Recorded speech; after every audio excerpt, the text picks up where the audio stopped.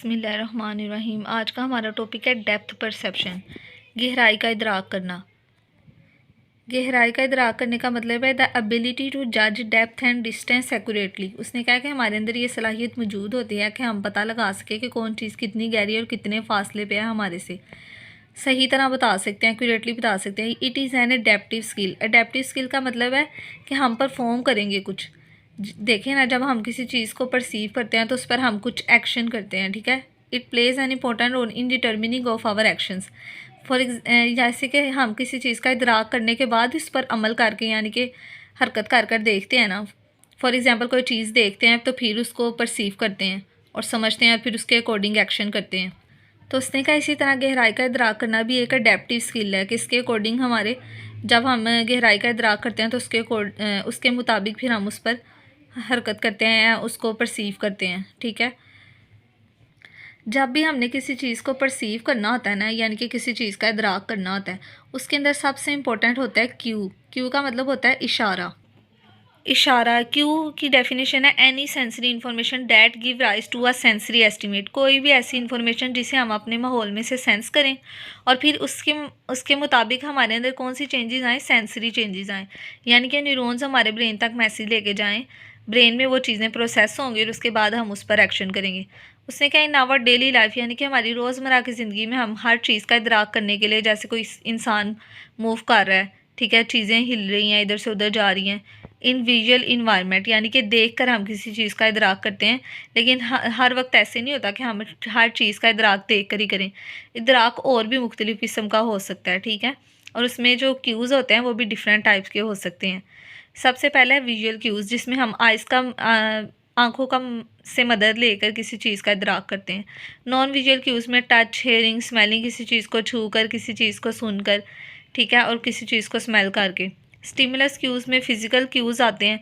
Physical Q क्या मतलब है, साइज़ और हाइट, यानी कि किसी दो चीज़ें हैं, वो एक बहुत बड़ी है और एक बहुत छोटी है, तो जो सी चीज़ हमारे पास होगी, बेशक वो छोटी भी है ना, तो वो हमें बड़ी नज़र आएगी, और जो चीज़ बड़ी होगी और हमारे से दूर है वो हमें छोटी नज़र आएगी।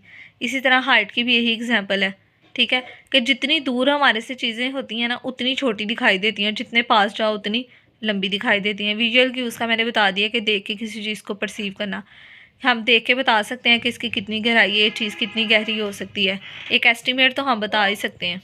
नेक्स्ट है ऑडिटोरी। ऑडिटोरी के किसी चीज़ साउंड को सुन के लोकेट करते हैं कि कितनी दूर से आवाज़ आ रही है, कितनी पास से आ रही है। काइनेस्थेटिक हमारी मस्कुलर कॉन्ट्रैक्शन, यानी कि हमारे आंखों के मसल किस तरह से कॉन्ट्रैक्ट कर रहे हैं, हमारे ईयर के मसल्स किस तरह से कॉन्ट्रैक्ट कर रहे हैं, ठीक है, हमारे हैंड, आर्म, लेग्स के मसल किस तरह से कॉन्ट्रैक्ट कर रहे हैं। काइनेस्थेटिक में हमारी बॉडीली मूवमेंट्स आ जाती हैं, मसल्स की कॉन्ट्रैक्शन आ जाती है, ठीक है। उसने कहा इन आवर डेली लाइफ, हम अपनी रोज़मर्रा की ज़िंदगी में बहुत से डिफरेंट किस्म के जो क्यूज़ है ना, इशारों से गुज़रते हैं, ठीक है, देखते हैं। फिर हम क्या करते हैं कि इन सारे सोर्सेज़ को इकट्ठा कर लेते हैं, जितनी भी दिन में हम जितनी भी चीज़ें परसीव करते हैं ना, उन सब को हम इकट्ठा करके और डेप्थ और डिस्टेंस के बारे में हम क्या कर सकते हैं, जजमेंट बना सकते हैं। यानी कि हम सारे इशारे लेते हैं और उसमें से एक इशारे का इस्तेमाल करते हैं। फॉर एग्ज़ाम्पल, अब मैं किसी चीज़ को परसीव कर रही हूँ, मिसाल के तौर पे डेप्थ परसेप्शन की एग्जांपल हम इस तरह से ले लेते हैं कि मैं एक पहाड़ी पे खड़ी हूँ, नीचे देख रही हूँ गहराई में, ठीक है। तो अगर कोई नीचे से मुझे कोई आवाज़ दे रहा है तो ऊपर आवाज़ के मेरे कान तक पहुँचने को मैं कौन सा क्यू कहूँगी, ऑडिटोरी। इसमें अब मेरे ऑडिटोरी क्यूज़ भी यूज़ हो रहे हैं, विजुअल क्यूज़ भी यूज़ हो रहे हैं, ठीक है। इसको कहते हैं कि हम डिफरेंट क्यूज़ को यूज़ करते हुए, लेकिन हम परसीव एक क्यू की मदद से बाद में करते हैं उसको। फॉर एग्जांपल के डेप्थ को मैं किससे परसीव करूँगी और कहूँगी कि मैंने विजुअली इसको परसीव किया है, ठीक है, देख के गहराई को परसीव किया है। इसी तरह अगर कोई चीज़ बड़ी है छोटी है तो उसको मैं दूरी की बिना पे कहूँगी कि ये चीज़ मुझसे इतनी दूर है इसलिए मुझे छोटी नज़र आ रही है, मुझे बड़ी नज़र आ रही है। डेप्थ क्यूज़ की कुछ टाइप्स हैं आगे। सबसे पहले है monocular depth cues. Monocular depth cues में सिर्फ हम अगर अपनी वन आई का इस्तेमाल करके भी जिन चीज़ों को परसीव कर सकते हैं ना, एक आँख का इस्तेमाल करके भी, उन्हें मोनोक्यूलर क्यूज़ कहते हैं। मोनो का मतलब होता है वन और बाई का मतलब होता है टू। मोनोक्यूलर क्यूज़ को हम पिक्टोरियल क्यूज़ भी कहते हैं, क्योंकि जो आर्टिस्ट होते हैं वो 3 डायमेंशनल सीन्स जो होते हैं ना, वो 2 डायमेंशनल कैनवस पे बनाने की सलाहियत रखते होते हैं, तो इसमें वो मोनोक्यूलर क्यूज़ का यूज़ करते हैं। सबसे पहले लीनियर परसेप्शन। उसने कहा इसमें हमें क्या इशारा मिलता है कि देखो सीधी सीधी लाइनें लगी हैं वो हमारे से बहुत दूर हैं, तो वो हमें बिल्कुल साथ जुड़ी हुई नज़र आनी, लेकिन जब हम उनके करीब जाके देखेंगे तो वो हमें उनमें फासला दिखाई देगा। फॉर एग्जांपल जो रेलवे की पटरी होती है उसके ऊपर रेलवे ट्रैक जो होते हैं उनकी देखा नहीं आपने कितना फासला होता है उनके अंदर, और दूर से हमें लग रहा होता है कि जैसे बिल्कुल साथ जुड़ी हैं। इस तरह हाईवे के रोड्स की साइड पे जो फुटपाथ के साइड पे येलो और ब्लैक कलर के वो जो कलरफुल उन्होंने किया होता है वो दूर से हमें बिल्कुल पास पास लग रही होती हैं, या रोड के ऊपर ही दरमियान में रोड के जो येलो कलर की स्ट्रिप्स सी बनाई होती हैं वो हमें लग रहा होता है कि बिल्कुल साथ जुड़ी है, वो बिल्कुल एक ही लाइन है, जबकि वो एक लाइन ही होती है, उनमें एक गैप होता है। This is called linear perception. उसके बाद है texture gradient. Texture gradient colour को कहते हैं। उसने कहा टेक्सचर डेंसर और फाइनर, थिक यानी कि बहुत गहरा और गाढ़ा हमें तब नज़र आता है जब हम उसे दूर से देखते हैं। जो चीज़ें हमारे पास बहुत बिल्कुल पास होती हैं उनका टेक्सचर हमें बिल्कुल क्लियर शार्प नज़र आता है, उनके ग्रेडियंट भी बहुत तेज़ नज़र आते हैं, और जब हम दूर से देखते हैं तो डल, डिम और अनक्लियर नज़र आते हैं। ठीक है। इंटरपोजिशन का क्या मतलब है? कुछ लोग इसको सुपर पोजिशन भी कहते हैं। ठीक है। इसकी एग्जांपल हम इस तरह से ले लेते हैं कि जैसे देखो एक बहुत ज़्यादा लोग एक कमरे में बैठे हुए हैं, तो जो उन सामने वाले लोग हैं ना वो हमें क्लियर नज़र आ रहे हैं, और पीछे वाले लोगों को हमारी विजुअल परसेप्शन में से ब्लॉक कर दिया है। किसने किया है? इंटरपोजिशन ने। वो उन्होंने हमने हमने उन चीज़ों को अरेंज इस तरह से किया होता है कि जो फोरग्राउंड में चीज़ें नज़र आ रही होती हैं ना वो बैकग्राउंड की चीज़ों को क्या कर देती हैं? हाइड कर देती हैं। This is called interposition. ठीक है। नेक्स्ट है शेडिंग। जब हमारी परसेप्शन में किसी चीज़ की लाइट की यानी रिफ्लेक्शन की, उसके ऊपर उसकी कितनी ब्राइट लाइट है, और पोजीशन ऑफ द व्यूअर कि मैं किस साइड पे खड़ी हूँ, कितनी दूर से इसे देख रही हूँ, कितनी पास से, तो इनकी लाइट और पोजीशन की वजह से जो हमारी परसेप्शन में चेंजेस आती हैं ना उन्हें शेडिंग कहते हैं। नेक्स्ट है मोशन पैरालैक्स, जिसमें ऑब्जेक्ट्स मूव करते हैं। ठीक है। और हमारी रेटिना पे भी इमेज मूव करती है due to the movement of observer head, यानी कि मैं ऑब्जर्व करने के लिए जिस साइड पे वो मेरी रेटिना पे इमेज बन रही है मैं अपने हेड को भी उस साइड पे मूव कर रही हूँ। इसकी एग्जांपल से आपको क्लियर समझ आएगा। मिसाल के तौर पे मैं कुछ पॉइंट्स या कुछ ऐसी चीज़ों को देख रही हूँ, बहुत गेज़ का मतलब है घूर कर, बहुत घूर के देख रही हूँ, तो जो पॉइंट्स मुझे बहुत क्लोजर नज़र आ रहे हैं ना मुझे ऐसे लग रहा होगा कि वो अपोजिट डायरेक्शन में मूव करें, और जो पॉइंट्स मुझसे बहुत दूर हैं और उन्हें मैं घूर के देख रही हूँ तो मुझे ऐसे लगेगा कि जैसे वो मेरे साथ जिस डायरेक्शन में मैं देख रही हूँ ना उसी डायरेक्शन में मूव करें। फॉर एग्जांपल कि किसी फास्ट मूविंग कार और ट्रेन से जब आप नियर बाय ऑब्जेक्ट्स देखते हो, जो बाहर की चीज़ें देखते हो, तो देख रहे होते हो कि जब ट्रेन में आप बैठे होते हो तो आप जिस तरफ जा रहे होते हो तो आपको लगता है कि वो सारी चीज़ें पीछे को मूव कर रही हैं अपोजिट डायरेक्शन में और बहुत फास्ट। लेकिन अगर हम कोई दूर से चीज़ देख रहे हैं तो वो हमें लगता है कि वो हमारे साथ साथ सेम डायरेक्शन में मूव कर रही है।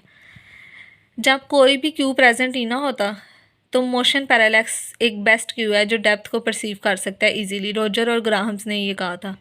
ठीक है। नेक्स्ट है बाइनोक्यूलर डेप्थ क्यूज। बाइनो का मतलब है, बाय का मीन्स टू, जब हम दोनों आंखों का एक साथ इस्तेमाल करते हैं this is called binocular depth cues. इसमें क्या फ़र्क होता है कि जब हमारी दोनों आंखें कोई चीज़ देखती हैं ना तो दोनों आंखों में डिफरेंट रेटिना की पर इमेज बनती है, और वो बहुत माइनर सी चेंज है जिसे हम कंसिडर भी नहीं करते। यानी कि एक हमारी आंख के रेटिना पे इमेज बड़ी बनती है और एक पे छोटी, तो हमारी दोनों आंखों के रेटिना पे जो इमेज में डिफरेंस आता है ना जब कोई किसी चीज़ या किसी सीन को देखने के बाद जो हमारी रेटिना पे पिक्चर बनती है और उन दोनों में हमारी दोनों आंखों पे जो तस्वीर बनेगी उसमें जो फ़र्क आएगा उसे कहते हैं बाइनोक्यूलर डिस्पैरिटी। वो इसे स्टीरियोप्सिस भी कहा जाता है, यानी कि स्मॉल डिस्क्रिपेंसी का मतलब बहुत हल्का सा माइनर सा फ़र्क आता है दोनों रेटिना पे जो इमेजेस बनी है ना उनमें। हमारे ब्रेन में दो स्ट्रीम्स पाई जाती हैं, डोर्सल एंड वेंट्रल स्ट्रीम्स। हमारे ब्रेन में एक रीजन पाया जाता है विजुअल कॉर्टेक्स, इसमें डोर्सल और वेंट्रल स्ट्रीम्स पाई जाती हैं जो हमारी आंखों में जो बाइनोक्यूलर डिस्पैरिटी की दो टाइप्स आएंगे, इसे एब्सोल्यूट एंड रिलेटिव डिस्पैरिटी, इन दोनों में डिफरेंस करके बताती हैं। ठीक है। एब्सोल्यूट डिस्पैरिटी का मतलब है कि मैंने एक इमेज देखी है, मेरी एक इमेज मेरी दोनों आंखों को प्रेजेंट की गई है और उन दोनों में क्या डिफरेंस पाया गया जब रेटिना पे इमेज बनी है, तो वो क्या होगी? Absolute disparity. उसके बाद एब्सोल्यूट डिस्पैरिटी में से रिलेटिव डिस्पैरिटी निकल के आती है। एब्सोल्यूट डिस्पैरिटी का मतलब कि मैंने कहा एक रेटिना पे मेरी इमेज बनी है 0.4 और एक पे 0.5 की बनी है, तो 0.4 और 0.5 में जो डिफरेंस होगा ना वो एब्सोल्यूट डिस्पैरिटी होगी दोनों ऑब्जेक्ट्स की। ठीक है। एब्सोल्यूट में हम सिंपल डिस्पैरिटी चेक करके बताते हैं कि एक रेटिना पे कितनी फिगर्स की इमेज बनी है और एक पे कितने की, 0.4 की बनी है और एक पे 0.5 की। और रिलेटिव में हम ये बताते हैं कि इन दोनों एब्सोल्यूट डिस्पैरिटी में क्या फ़र्क है, ठीक है। एब्सोल्यूट में से रिलेटिव निकल कर आती है। लास्ट है ओक्यूलोमोटर क्यूज़। ओक्यूलोमोटर क्यूज़ भी बाइनोक्यूलर क्यूज़ की तरह ही होते हैं और डिपेंड करते हैं कि हमारी आँखों के मसल्स जब कॉन्ट्रैक्ट करते हैं ना, तो उनकी कॉन्ट्रैक्शन से क्या सेंसेशन प्रोड्यूस होती हैं। हमारी आइज़ के अराउंड कुछ मसल्स पाए जाते हैं, आपको पता होगा सिलियरी मसल्स, जो हमारी आई में किसी इंफॉर्मेशन को प्रोसेस करते हैं। तो उन्होंने कहा जब मस्कुलर कॉन्ट्रैक्शन होती है तो हमारी आई किस तरह से सेंस करती है उनको। इसमें दो बातें आती हैं। कन्वर्जेंस, जब हम अपनी आंखों को बहुत इनवर्ड मूव करते हैं किसी चीज़ को या किसी क्लोज ऑब्जेक्ट को फोकस करने के लिए। देन अ फार्थर वन, दूर दूर वाले के लिए नहीं, जो हमारी चीज़ बिल्कुल पास है। जैसे मैं अभी इस पेज पे बहुत ज़्यादा फोकस कर रही हूँ तो मेरी आइज़ इनवर्ड टर्न होती जाएंगी ज़्यादा से ज़्यादा, जिसे कहते हैं ना अंदर को मुड़ जाना। कन्वर्जेंस उसे कहते हैं कि एक चीज़ पे स्टक हो जाती है हमारी आइज़। एकोमोडेशन का मतलब है optical power of the lens, यानी कि हमारी लेंस, हर किसी के लेंस की एक पावर होती है।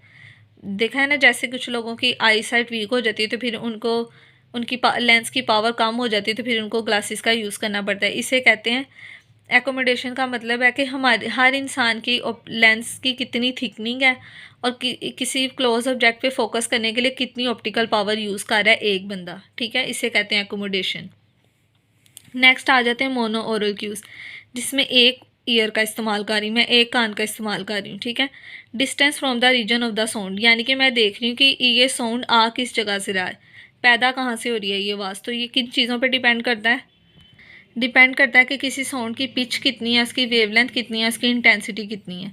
डायरेक्शन ऑफ द साउंड, हमारा एक अकेला कान भी ये डिटेक्ट बड़ी आसानी से कर सकता है कि आवाज़ किस तरफ से आ रही है, ठीक है। नेक्स्ट है बाइनो oral queues. Binaural queues का मतलब है जिसमें हम दोनों कानों का एक साथ इस्तेमाल कर सकते हैं, ठीक है। उसने कहा है कि इसमें टाइम डिफरेंसेस और इंटेंसिटी डिफरेंसेस बहुत जल्दी हम लोकेट कर सकते हैं। टाइम डिफरेंसेस का मतलब ये है कि हमारी जो राइट साइड में आवाज़ है ना, वो पहले पहुंचती है as compare to left ear, sorry right ear में आवाज़ पहले पहुंचती है as compare to left ear. और इंटेंसिटी डिफरेंस का मतलब है कि जब भी कोई आवाज़ पहुंचती है तो वो पूरी और हाईएस्ट इंटेंसिटी या हाईएस्ट पिच के साथ हमारे राइट ईयर में पहले पहुंचती है as compare to our left ear, sorry, ठीक है। अब मोनोक्यूलर क्यूज़ और बाइनोक्यूलर क्यूज़ और oculomotor cues, binaural cues, monaural cues, ठीक है। ये इन सब क्यूज़ की मदद से हम डेप्थ को परसीव कर सकते हैं बहुत आसानी से।